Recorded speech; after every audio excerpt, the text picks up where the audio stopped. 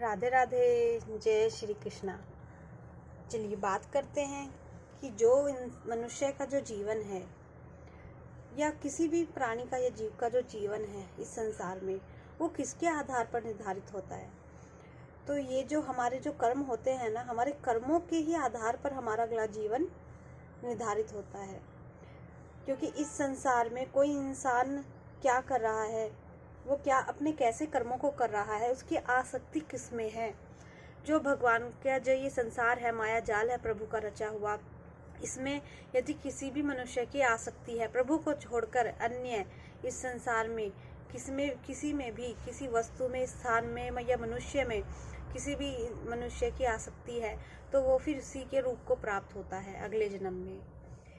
क्योंकि मृत्यु के समय जब मनुष्य होता है, वो अपना उसके कहते हैं कि मृत्यु के समय इंसान को अपनी सारी जो पुरानी उसकी यादें होती है, पुरानी जो उसके कर्म होते हैं, सारे अच्छे बुरे सब उसके सामने आते हैं। जो जिसने भी जितना भी उसने अपने जीवन में चिंतन किया हुआ है, जिन भी बातों का, जिस भी स्थान का, मनुष्य का, जो भी उसने कर्म किए होते हैं, वो सब उसके सामने आते हैं। तो इसी के आधार पर उसका अगला जन्म होता है। अब देखिए, यदि उसने किसी पक्षी का या किसी पशु का मरते समय वो किसी के मुंह में है, वो किसी के भी मुंह में है, यदि किसी पशु पक्षी के मुंह में है या किसी मनुष्य के मुंह में है या किसी भी रिश्ते के मुंह में है या किसी भी जीव के मुंह में है, तो उसे उसकी ही गति प्राप्त होती है।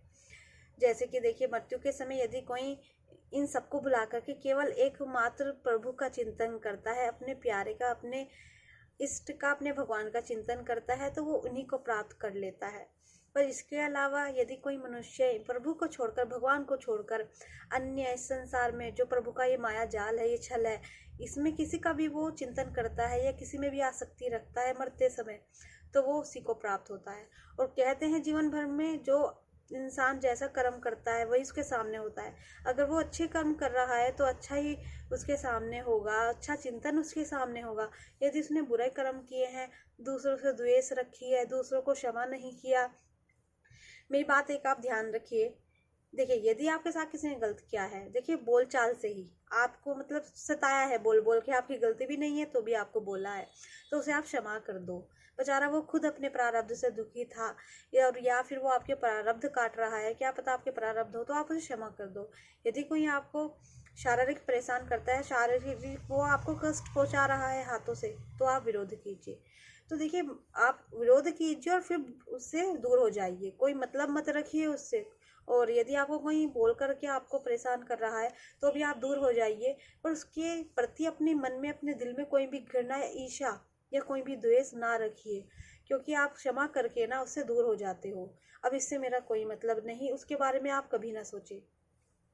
और देखिए, इस संसार में जो है प्रभु ने जो हमें जीवन दिया है, हमें ये खुद हमें चयन करना है कि हमें क्या चयन करना है इस जीवन में, हमें किसमें आसक्ति करनी है, ये तो आप खुद चयन करोगे।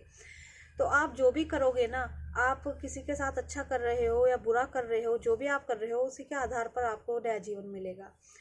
आपने यदि पूरे जीवन किसी और का ही आपने चिंतन किया या आपने किसी और के ही बारे में सोचा, चाहे वो कोई भी है संसार का, आपने भगवान के बारे में आपने नहीं सोचा, आपने भगवान को छोड़कर अन्यों के बारे में सोचा, तो आप उन्हीं की गति प्राप्त करोगे, उन्हीं के रूप को आप प्राप्त करोगे, उन्हीं के कुल में आप जन्म लोगे। और यदि चाहे वो पक्षी है, कोई पशु है, तो आप उन्हीं की योनियों में जाओगे। यदि आपने प्रभु का चिंतन किया है, अपने इष्ट का चिंतन किया है, तो आप भगवान को प्राप्त होंगे। तो देखिए, इसलिए आप इस जन्म, ये जो जन्म आपको मिला है ना, ये भगवत प्राप्ति के लिए मिला है। इसलिए अपने कर्मों को अच्छा बनाइए, सबको प्यार दीजिए, प्यार दीजिए। जो प्यार देने के लायक है, जो नहीं है, उनको छोड़ दीजिए, उनके बारे में मत सोचिए। और देखिए, ये इंसान के ऊपर होता है कि वो दूसरों की बातों को अपने अंदर लाए या ना लाए। क्योंकि ये इंसान खुश रहना चाहे तो वो अपने आप से ही रहता है, दुखी भी होना चाहे अपने आप से ही होता है। कोई तीसरा या कोई दूसरा उसे दुख या सुख नहीं दे सकता। इंसान अपने ही कर्मों के सुख या दुख प्राप्त करता है। इंसान स्वयं से ही आनंद भी ले सकता है और वो निराश भी हो सकता है। तो इंसान की जो खुशी और आनंद है वो उसके अंदर ही है, पर वो जब बाहर ढूंढता है ना, तभी वो दुखी होता है। इंसान के अंदर ही उसका आनंद है, इसलिए मैं बार बार यही कहती हूँ, खुद को जानो। राधे राधे, जय श्री कृष्णा।